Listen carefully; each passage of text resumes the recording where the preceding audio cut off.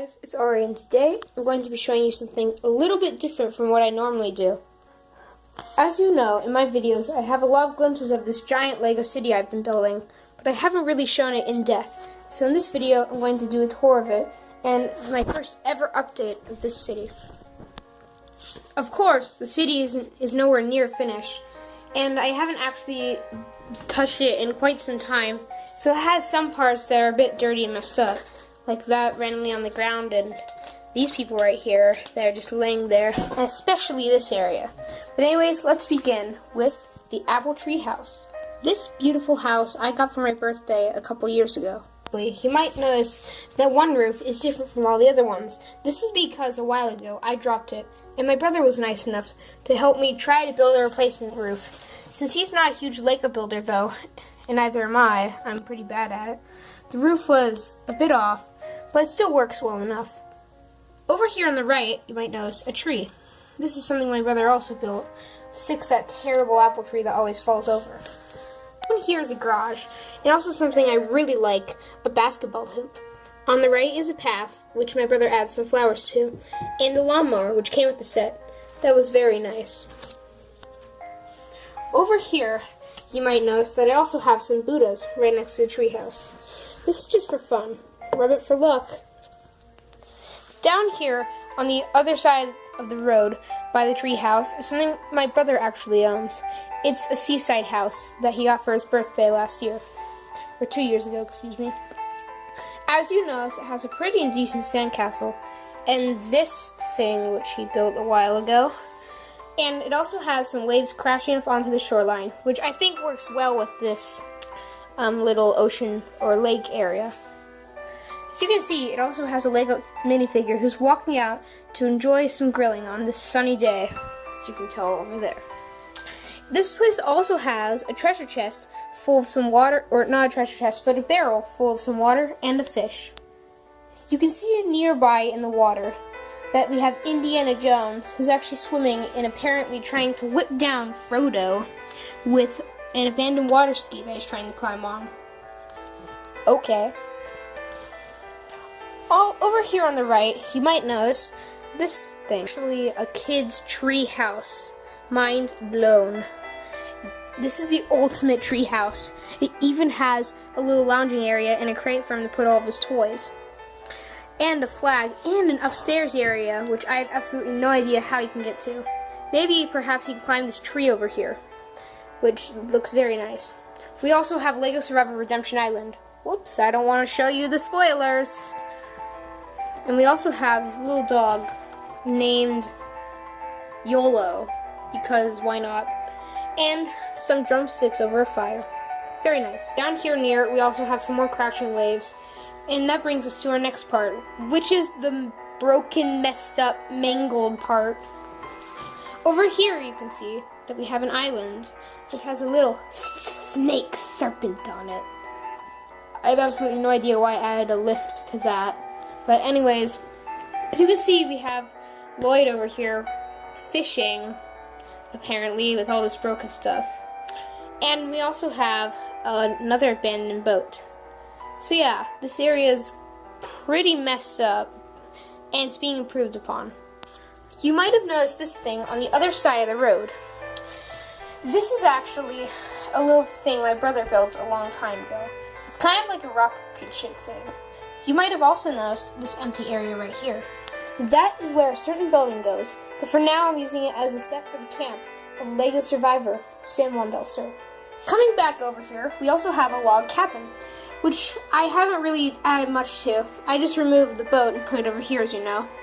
We also have, what's her name, Little Red Riding Hood here. Now the problem with this is that we have this blue lake here, which doesn't fit in at all with my other building. A little blue thing. It looks a bit unnatural, so I might have to change that and fix it around. And maybe add a dam to it at least. The apple tree house is a car. Now you may be wondering, how the heck is that car supposed to get out of there? Well, someday I plan to get a larger table and expand this even more, so that it's going to be a full-fledged or a full-size city for the cool stuff. On the right of the log cabin is the family house with a little shed or shack in the back. This is my favorite house and my favorite building in the city, probably, because of one thing. I can never get over that freaking button light. We also have a garage with a graciously included car, which is very nice looking, and the child playing with his RC car. Kind of. He's not actually using the remote. We also have some cars on the road leading up to this. You can see we have Kai driving that car. We also have this weird monster thing that my brother built with a broken part, and this weird battleship I built whenever I was like 4. So yeah, moving on. Across from the family house, we have a small soccer field with some fans. Now this is a project I've actually been working on for a bit now, but it's hard to get pieces. Legos are very expensive. I also have some corner flags here. One of them's in the ocean, or lake, excuse me. And we also have some managers here and some players, which are kind of knocked down that I showed you earlier. That's pretty much it for this so far. It's not entirely completed yet. In fact, not even the field has the proper white markings on it yet. And yes, I am a huge fan of soccer. You might not know this, but I'm actually a huge fan of the Portland Timbers. Yes, I love them so much. Seattle Sounders can die. You only know that though if you're a Timbers fan. So anyways, let's move on. Across the street from the soccer stadium, we have a police car and a city museum. But next to that, we also have this custom-built movie theater that I made, which isn't entirely finished yet. As you can see, a spider's terrorizing it right now. In fact, I even built a space here for my phone to go. We also have a little judging area, because I feel like it. And a little guy, Zach Wonder, the football star, who sucks at LEGO Survivor, who is actually taking tickets. But right now, no movie's showing. We also have a penguin statue because it's Lego City. Over here next to it, I'll show you the museum. Inside the museum, we actually have some red bars, and this actually needs to be pushed back. We actually have some red bars and a diamond in the middle. And behind that, we have a Lego coffee shop, which I actually use for one of my films that you can view on my channel. Inside the coffee shop, we have a guy who's taking orders and another guy with his trumpet sitting on the floor. And some random coffee mugs because, like I said, the city needs some work. Now, we're getting into the town square. Right here you can see a Lego set I bought a long time ago. Or I actually think I got it as a gift. It was a little gathering council for Lego Lord of the Rings. But I really like it, and I think it kind of has a nice, neat little cultural touch to this town itself. Right next to it, we also have something which I'm not really sure where the place, I don't think goes in this town. It's like a giant vending machine. It's a candy machine that you put some money in here, and there's also coin rejection. And then you pull this back and push it forward. I'm not going to do it because without money it jams.